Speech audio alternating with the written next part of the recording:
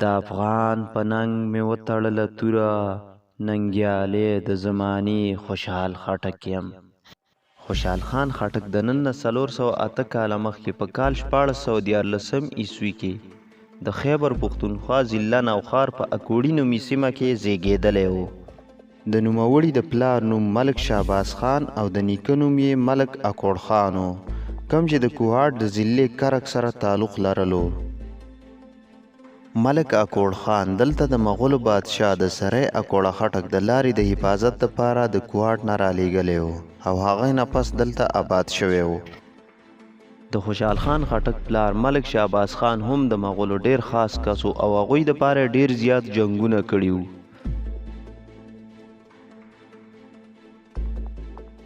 او په آخره مردان کې د یوسفزو د جنگ په دوران کې سخت زخمی شو او هغې نه پس مړ شو.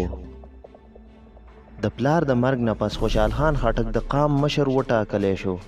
خوشحال خان خټک د هغه د وینا مطابق د 20 کالو په عمر کې شاعري شروع کړې وه.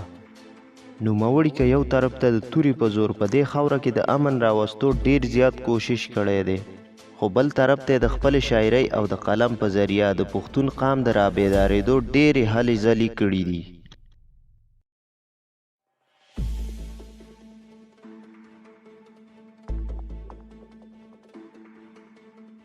په 1440 عیسوي کې خوشحال خان د اورنګزیب کسانو په دوکه پېښور ته بوتلو او هلته یې ګرفتار کړو او څه وخت وروسته بیا د هندوستان ډیلي ته بوتلو. مغولو بادشاه اورنګزیب اعلان وکړو چې د خوشحال خان خټک ټول خاندان دې هم ډیلي ته قید و بند لپاره راوستی شي. خو دلته یوسفزو خپله پښتونولي او غیرت ښکاره کړو او د دشمنۍ نه باوجود یې د خوشحال خان خټک ټول خاندان ته پناه ورکړه. 4 کاله سخت قید و بند ورکولو نه بعد مغولو خوشحال خان خټک راپرېښو. خو د دومره مصیبت نه ډک قید و بند ورکولو نه باوجود د خوشحال خان خټک په زړه کې د دې خاورې د محبت جذبه کمه نه شوه. هغه د دې خاورې د ازادېدو په نیت یو ځل بیا توره راواغسته او د مغولو او د دې خاورې د خاینانو پښتنو سره ډیر زیات وجنګېدو او دا پیره هغه د نوښار په علاقه کې یو ډیر زیات غټ جنگ وکړو. خو دا جنگ هغه دپاره ډیر زیات سخت و ځکه چې په دې جنگ کې د هغه د خاندان خلک هم د مغولو سره ملو وو.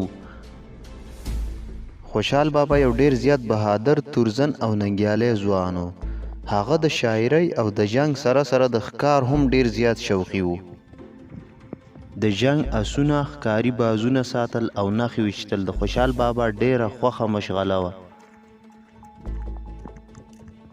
د خوشحال بابا د زندګۍ صرف او صرف یو مقصد و چې ټول پښتانه یو شي، خپلو کې مینه، محبت، ورورولي او دې خاوره کې امن راشي.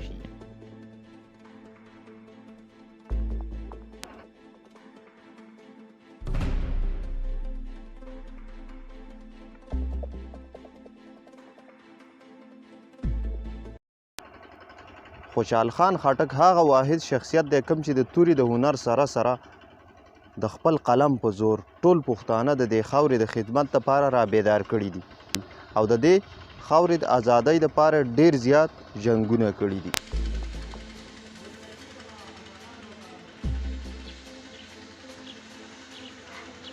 په آخره کې د خپل خاندان د غړو د مخالفت د وجې خوشحال بابا ته په دې علاقه کې زندگی تیرول ډیر زیات مشکل شو او د هغه ټول ملګري کومو چې په جنگ کې د هغه دپاره د ملا تیر او د ښی لاس کردار ادا کو هغه ټول مړه شو. خوشحال بابا د دې سیمې نه لاړو او د اسانخېلو اپریدو په یو غره کې اوسېدو. هلته په 1489 عیسوي کې وفات شو. پښتنو خاورو ته سپارلو دپاره د اکوړي سیمې ته راوړو او دلته د ایسوړو د غره په لمن کې خاورو ته وسپارلو، په کوم ځای کې چې د هغه آخري آرامګاه ده.